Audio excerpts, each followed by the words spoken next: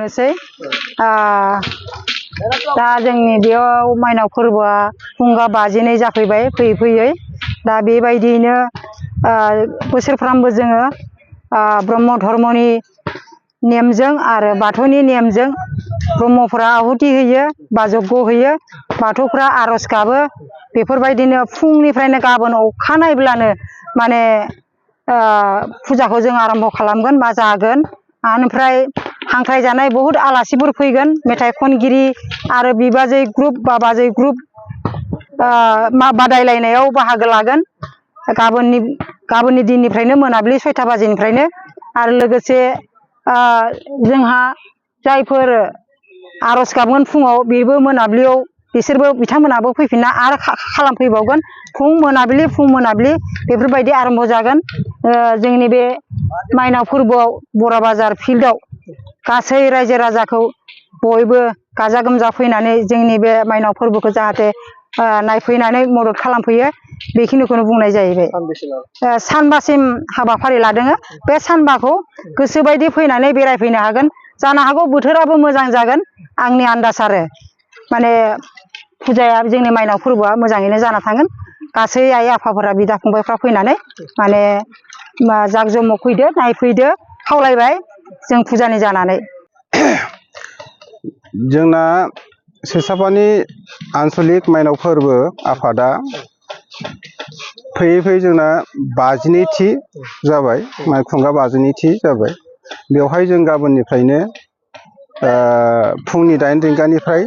गेटखौ बेखेवगोन बे गेट बेखेवखांनायनि उनाव जोंहा मण्डप मोननै दङ मोनसे ब्रह्म आरो मोनसे बाथौ ब्रह्मआ ब्रह्मनिनो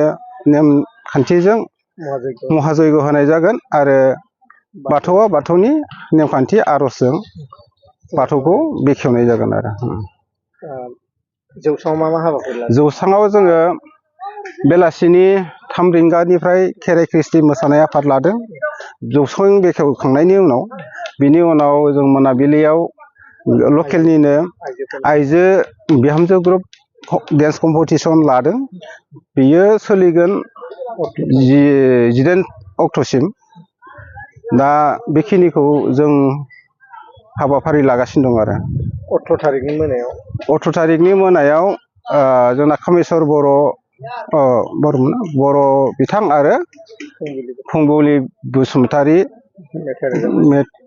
देंखोगिरि बिथांमोना जों हांख्रायना लाबोदों बिथांमोनखौ दा बिथांमोनानो रायजोखौ गोजोनग्लाय होगोन आरो 19 तारिखै जोंहा सोरां एरिया थियेटार मोनसे आरो सुदेम सना रामसियारिनि मोसानाय बेफोरखौ जोङो हांख्रायना लाबोदों बेखौनो रायजोआ जाहाथे मोजाङै नायनानै गोजोननो हायो 20 तारिखै जोंहा हाबाफारिया गासै मोन 12 गामिनि हेफाजाब होनाय गामिनि दैदेनगिरि आफादगिरि नेहाथारिखौबो जोङो हांख्रायनानै मान बावनाय हाबाफारि लादों आरो बेफोर जोबखांनायनि उनाव जोङो माइनाव खुन्दा थिखांगोन माइनाव खुन्दा थिखांनायनि उनाव आरो देंखो मोनाबिलियाव जोंनिनो लकेल MLA बिथां जलेन दैमारिया बेखेवफैगोन कालचार नाइटखौ बे कालचार नाइटआव जोंना JC नार्जारि बिथां आरो कर'ना राभा बिथांमोना फैगोन